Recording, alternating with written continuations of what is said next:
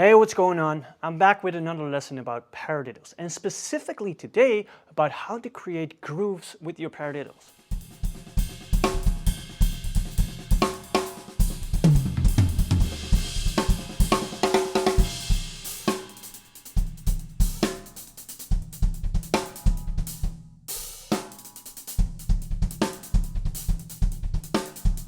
Now, most drummers know this pattern or rudiment as a technique drill or a warm-up drill. And maybe you've done some independence exercises with it. And maybe once or twice you used it as a fill around the kit.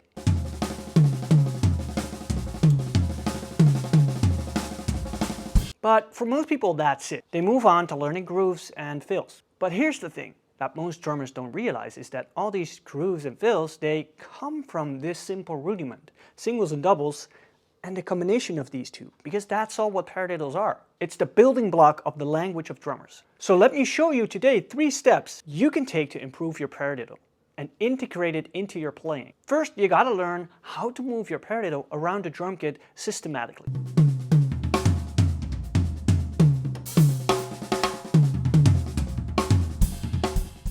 The first step I like to take with this is take all the 4 basic paradiddles, yes, there is 4 basic paradiddles, and play them between my right hand on the floor and my left hand on the snare drum so that I get used to the melodies that all the different paradiddles give.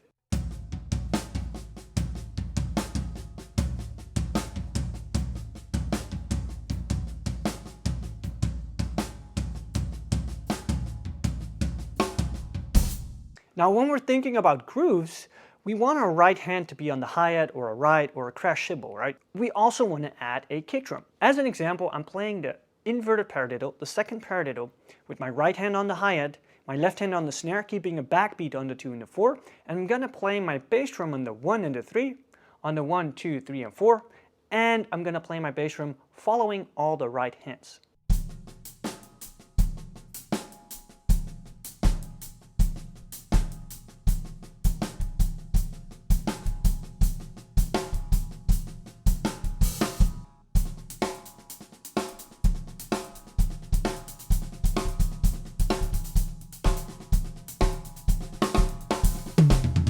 Now step 2 that I like to take to create grooves with the paradiddles is to actually play my paradiddle between my right foot and my left hand. I'm using the inverted paradiddle again as an example.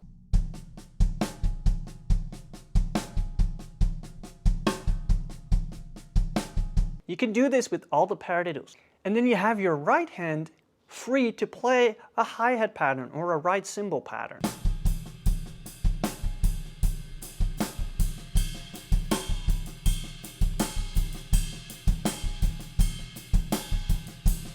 And you can of course explore all the different options that you can find.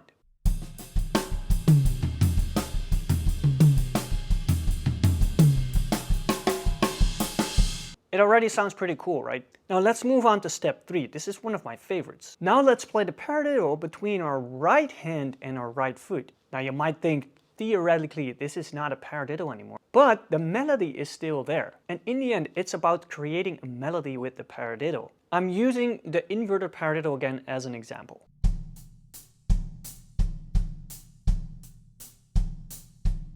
Now we have the left hand free to play a backbeat on the 2 and the 4.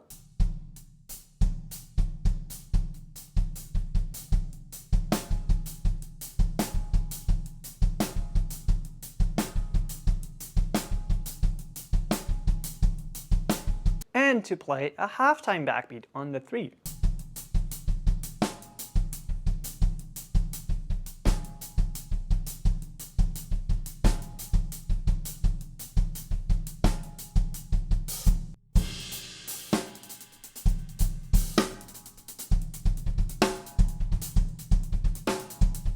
And there you have it. If you apply all these steps to your paradiddle, you can play anything in the world. Now remember, this is just the tip of the iceberg. In my online courses, my group coaching programs, and with my one-on-one students, I go way deeper into this system.